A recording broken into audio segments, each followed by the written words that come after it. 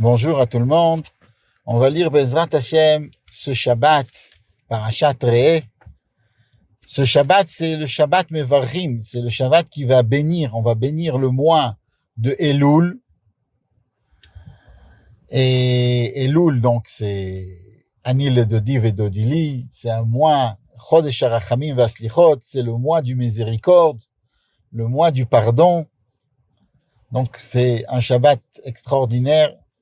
Et la Haftara de cette semaine, donc on va lire la Haftara qui s'appelle Aniya Sohara Lo Nuchama. Aniya, ça va sur Jérusalem, qui est pauvre. Sohara, ça veut dire que elle tremble devant le froid, devant le vent. Velo Nuchama, elle n'a pas été elle n'a pas eu de nechama, elle n'a pas été consolée. En fait, commencer par lire 3 haftarot qui étaient durs. C'était les haftarot qui étaient avant Tisha B'Av. Et à partir de Tisha B'Av, après Tisha B'Av, on va commencer à lire 7 haftarot. Il y a certaines communautés en Italie qui ont l'habitude de lire 3 haftarot, mais le minag dans le monde entier, on peut dire, il est de lire 7 haftarot qui vont se terminer juste avant Rosh Hashanah, qui ont rapport avec les nechamot, avec la consolation du désastre qu'on a eu à Tisha B'Av. Un des commentaires, qui c'est David Abudraham, on l'appelle le Abudraham, c'était l'élève du Rosh, Ben Yaakov Asher, c'était un Rishon, et un des commentaires qui explique les tfilot, il vivait du temps à peu près 1300, d'accord? Donc, il est un petit peu après le Rambam.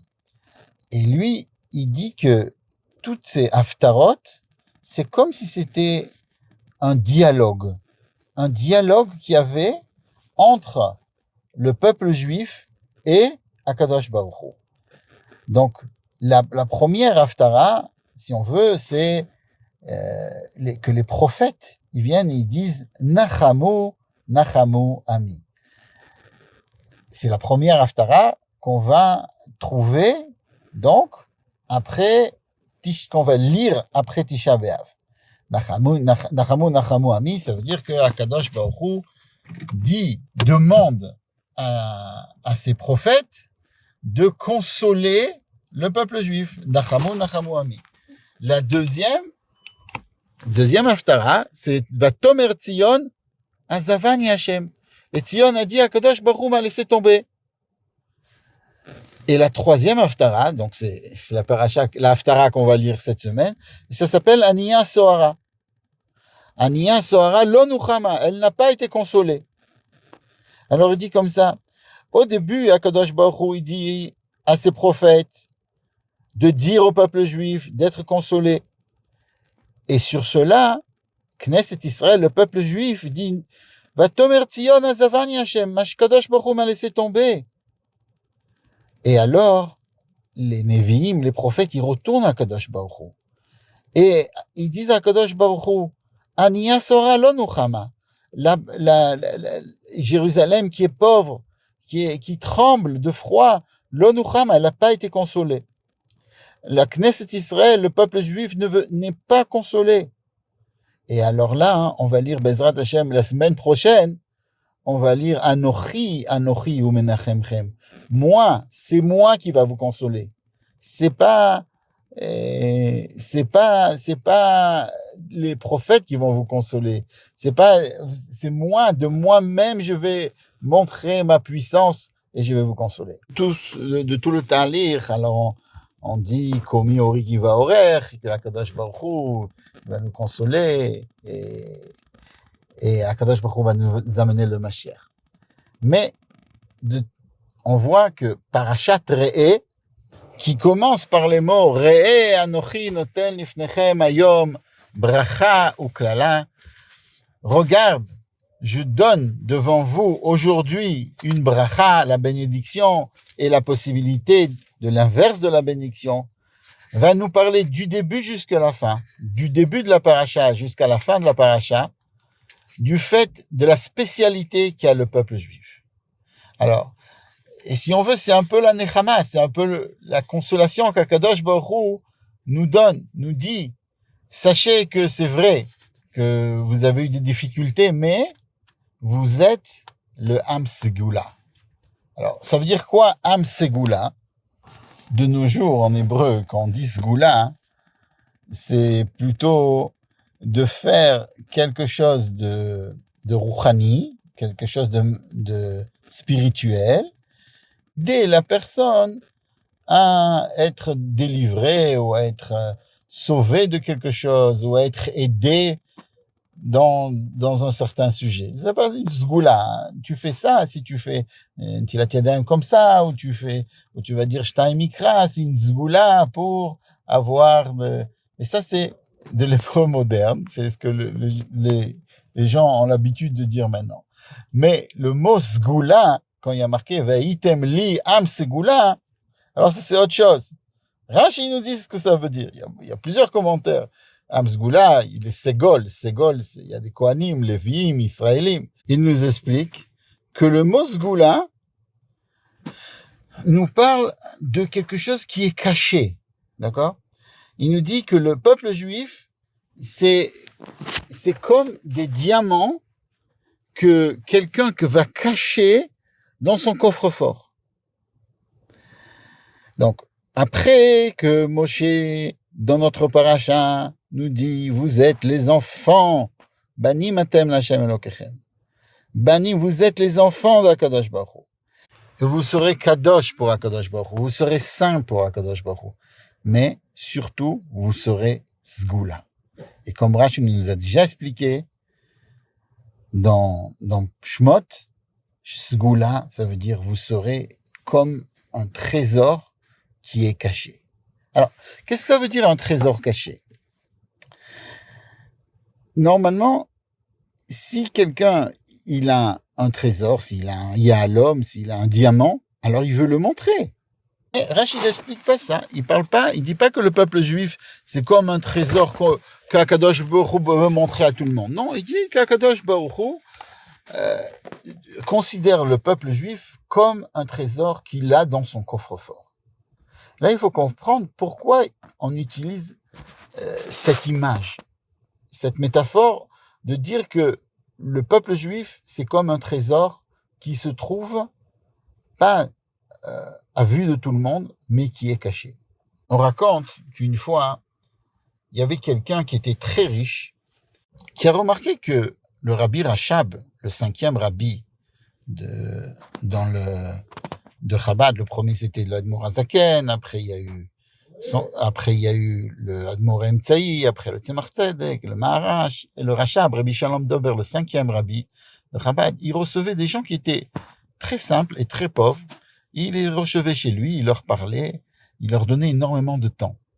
Et ce riche, il était un petit peu frustré de voir qu'il donnait tellement de temps à des gens qui sont tellement simples. Il est rentré chez le Rabbi Rachab, il lui a dit, Rabbi, je comprends pas pourquoi tu leur donnes tellement de temps à ces gens. C'est des gens simples. Et le Rabbi Rachab, il lui a pas répondu tout de suite. Mais quand lui, il est rentré à son tour, une autre fois, plus tard, quand il est rentré, le Rabbi Rachab lui a dit, hey, dans quoi tu travailles maintenant? Il lui a dit, je vends des pierres précieuses. Alors il lui a dit, est-ce que tu peux me montrer les pierres précieuses que tu travailles? Alors là, le rabbi lui demande de lui montrer les pierres précieuses avec lesquelles il travaille. Il était très très content. Alors il avait sur lui un échantillon, il lui a montré plusieurs pierres précieuses. Et le rabbi, il a pris la pierre la plus grande. Il a dit, celle-là, elle doit être la plus chère.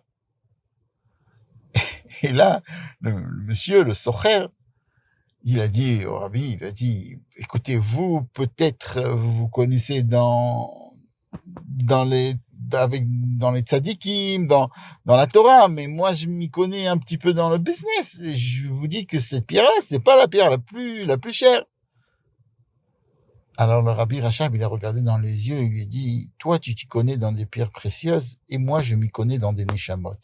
je m'y connais dans les âmes. Moi, je sais exactement quelle âme est plus précieuse ou moins précieuse. Il a voulu lui dire que des fois, il y a des gens qui sont très simples, qui sont été vraiment poliés comme il faut et qui sont adinotes, raffinés, fines et très, très, très chers.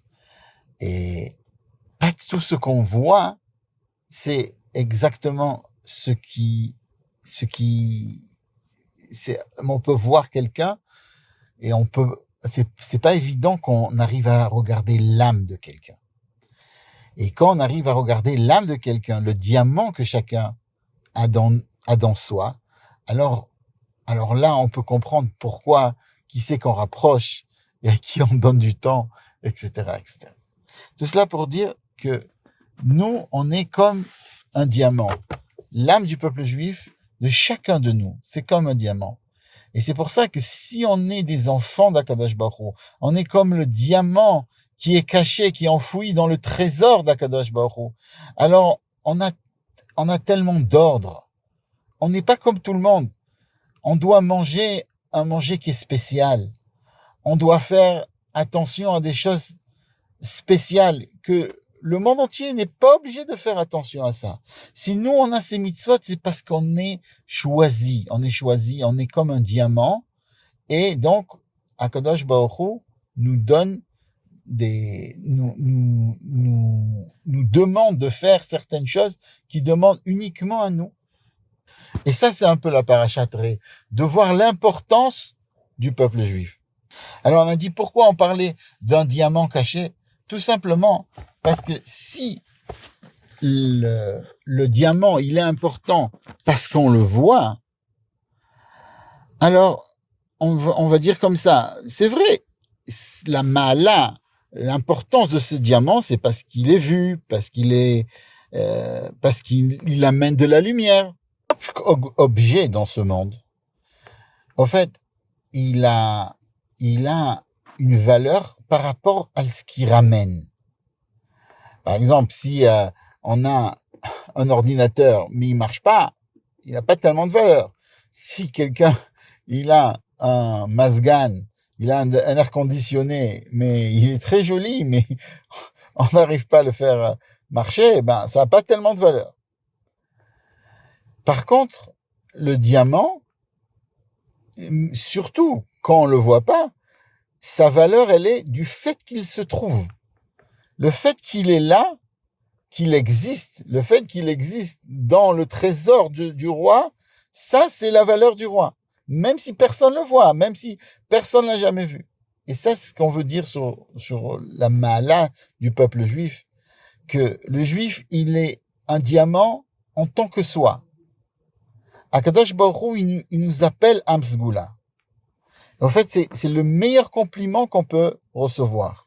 Il est dit que Akadosh Baruch Hu nous aime sans condition, puisqu'on est le Amsgula. Le fait même que vous êtes là, Akadosh Baruch Hu, il vous aime. Comme il y a marqué dans Masechet Kiddushin, Benkar ou Benkar Banayem. Il y a un chant qui est connu, qui est chanté sur ces mots, mais Benkar ou Benkar Banayem. De les changer avec un autre peuple, c'est impossible. Donc même Benkar, ça veut dire même s'ils se conduisent comme il faut, ils se conduisent pas comme il faut, toujours, ça sera mes enfants. Sans tnaïm, sans condition. Pas parce qu'ils amènent quelque chose. Le fait même qu'ils existent, ça c'est ce qu'ils amènent. D'un autre côté, ça demande au peuple juif, à chacun de nous, si on sait notre importance, alors on peut pas c'est impossible pour nous de se conduire d'une manière normale. Puisqu'on sait, c'est vrai que notre existence, juste notre existence, déjà, est aimée par Akadosh Baruch Hu. Mais si on est tellement important devant Akadosh Baruch Hu, waouh! Alors, c'est sûr qu'on doit se dire, chaque chose que je vais faire, amène Akadosh Baruch Hu une simcha, Akadosh Baruch Hu amène une joie, alors c'est sûr que je dois me conduire d'une manière spéciale. Donc, ça a un petit peu les deux côtés. D'un côté, l'importance, même si on fait rien, qu'on est extraordinaire, mais l'importance que si on fait quelque chose, on est tellement élevé, tellement aimé par Akadosh Baruch Hu, alors c'est sûr qu'on va venir et à faire encore plus de Torah ou de mitzvot. Et c'est un peu ce que le Baal Shem Tov dit, que une des grandes avérotes que quelqu'un peut avoir, c'est pas savoir sa valeur. Parce que si quelqu'un il ne connaît pas sa valeur, alors il fait pas grand chose, puisqu'il dit moi qui je suis, moi si je vais parler mal, je vais à quelqu'un une fois, ou je vais dire quelque chose à quelqu'un de pas correct, ou je vais un petit peu faire, je peux faire un petit quelque écart de là ou là, bon, ça n'a pas d'importance. Au contraire, si on savait l'importance qu'on avait, alors c'est impossible pour nous de se conduire comme ça. C'est sûr qu'un ministre, quelqu'un que tout le monde le regarde, et tout le monde fait attention à lui, alors il fait 10 fois plus attention que quelqu'un de simple. Et nous, on est comme des ministres, on est le Hamsgoula pour Akadosh Baruch Hu. Et après, la paracha va nous donner énormément de halachot qui ont rapport avec ce Hamsgoula. Donc si on est Hamsgoula, on ne doit pas manger n'importe quoi. Donc, dans la paracha, on va nous parler du manger qui est kasher, du manger qui est pas kasher. Puisqu'on est un Hamsgoula, on doit faire attention à ce qu'on mange. Puisqu'on doit avoir, comme le Ramban, il dit, on doit faire ce qu'Akadosh Baruch Hu nous dit, mais le Ramban nous dit que chaque chose qu'on mange influence la personne. Ça veut dire, si on va manger des bêtes qui sont sauvages, des bêtes qui dévorent, alors ça peut influencer la personne à être quelqu'un qui aime dévorer. Par contre, si on va manger des bêtes qui sont plutôt sages, qui vont brouter de l'herbe, alors on va être plus battel, on va être plus annulé devant Akadosh Baruch Hu. Donc on doit faire très très attention à ce qu'on mange puisqu'on est Hamsgoula. Et de même, quand on va avoir un rapport avec, quand on va connecter avec une autre personne qui est du Hamsgoula, alors on va devoir faire très attention à comment on se conduit avec lui. On doit ouvrir notre cœur. On doit donner de la tzedaka. Si un frère à nous a une dette, même une dette envers nous doit de l'argent, et la Shemitah passe, alors, s'il n'a pas fait pour Zboul, de nos jours on fait pour Zboul, mais à l'époque du temps de la Torah, il y avait une mitzvah s'il n'arrive pas à te rendre jusqu'à la Shemitah, tu lui dis tant pis, c'est pas la peine de me rendre l'argent. Comme tu es mon frère, la dette elle est annulée. On va voir énormément d'halachot qui ont rapport avec le Hamsgoula dans notre paracha, jusqu'au fait que même si quelqu'un il travaille chez toi, dans le langage de la Torah, si c'est un serviteur, d'accord, un esclave qui s'appelait à l'époque, ça veut dire un serviteur qui était à toi, d'accord, qui t'appartenait, quand tu vas le libérer, tu vas devoir lui donner une sorte de cadeau qui donnait aux serviteurs, aux esclaves, une fois qu'ils avaient terminé, qu'ils étaient licenciés, ils avaient terminé leur travail, tu dois leur donner une anaka. Les Rishonim, ils apprennent de là que même de nos jours, quand quelqu'un il travaille chez nous et qu'on le licencie, alors on doit lui donner quelque chose. On doit lui donner des pitsouim pour qu'il puisse recommencer sa vie comme il faut.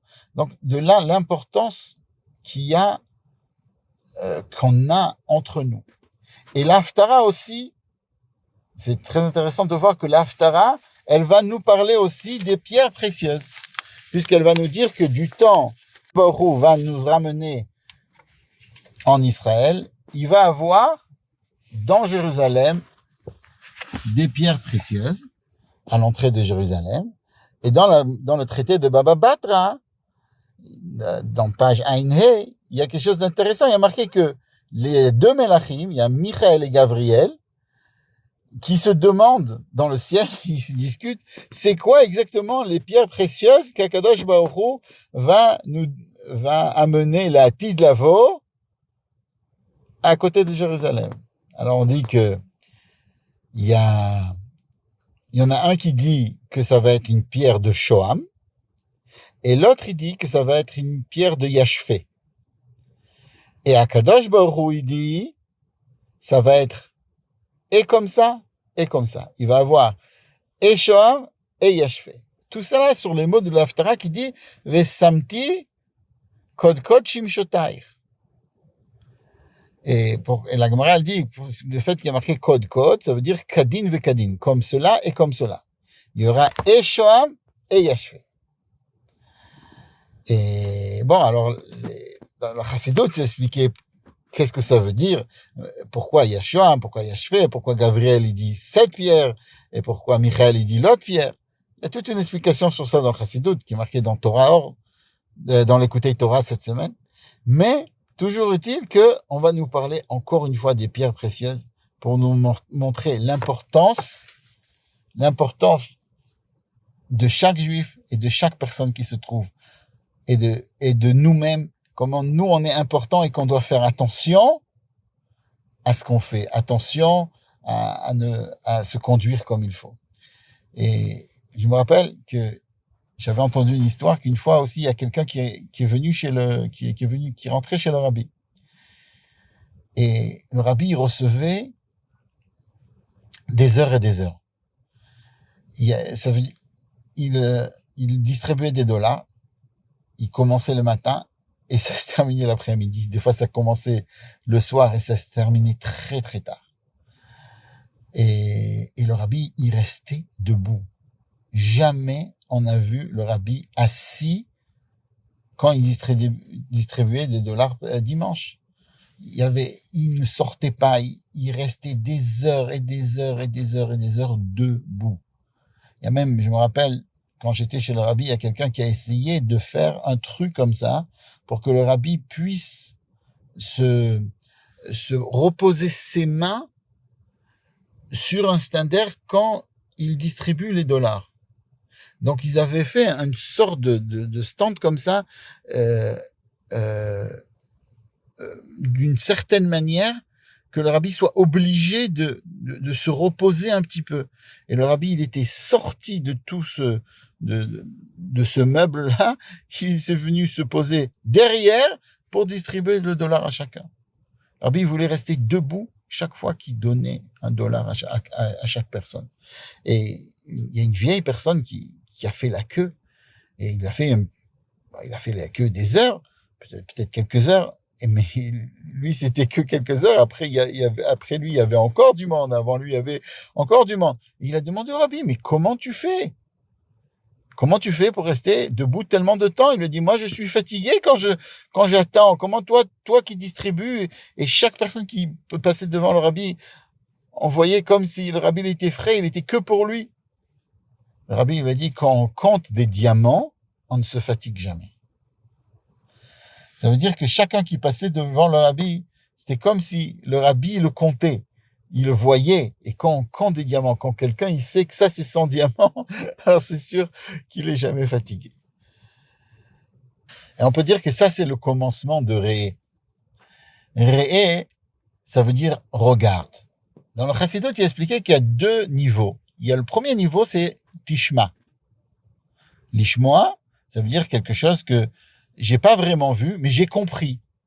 J'analyse la chose et je comprends que c'est comme ça et comme ça. Par contre, le mot Re'e veut dire voir. Quelqu'un qui a vu quelque chose, quelqu'un qui a compris ou qui a entendu, tu peux lui dire, tu sais, tu as entendu ça, mais au fait, tu as mal entendu ou tu as mal compris. Par contre, quand tu vois quelque chose, on peut pas dire à quelqu'un, ce que tu as vu, tu as pas réellement vu. D'ailleurs, c'est pour ça qu'il y a marqué que quand le Beit Hamikdash, il était là, Yerae kol zchucha.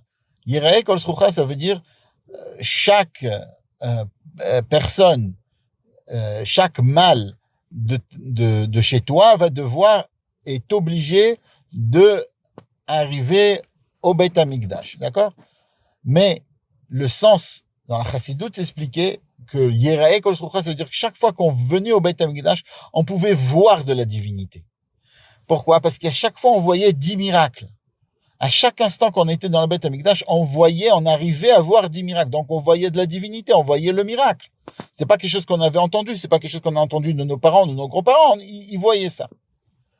Donc, de voir quelque chose, c'est quelque chose qui est beaucoup plus profond que d'entendre quelque chose. Et quand le paracha nous dit Re'e anochi noten ifnechem hayom, regarde, je te donne devant toi aujourd'hui la bracha et la kala. Je te donne devant toi la possibilité de faire du bien et de faire du mal. Je te donne la possibilité de comprendre que tu es un diamant ou l'inverse. Quand il y a marqué Re'e, on dit que c'est Moshe Rabbeinu qui a donné cette force-là, qui lui pouvait, Moshe Rabbeinu, il était au niveau que lui, il pouvait voir Akadosh Baruch Hu. Ça veut dire, il pouvait, il y a marqué qu'il lo ira ni Adam v'chai. On peut pas réellement voir Akadosh Baruch Hu tant qu'on est vivant. Mais Moshe Rabbeinu, il pouvait pas voir. Mais ça veut dire, il était à un niveau de compréhension d'Akadosh Baruch Hu qui ressemble à la possibilité de voir, de sentir d'une manière qu'on a vu. Alors, et on dit comme ça que le Harizal, d'accord? Le Harizal, une fois, quand il s'est endormi, et quand il s'est endormi, il a vu des secrets divins que on dit que ça lui aurait pris 80 ans juste pour raconter les secrets qu'il a pu voir en dormant. Donc, on comprend c'est quoi exactement la vue d'un tzaddik. Et cette force-là de Réé nous est donnée par le biais de Moshe à chacun de nous.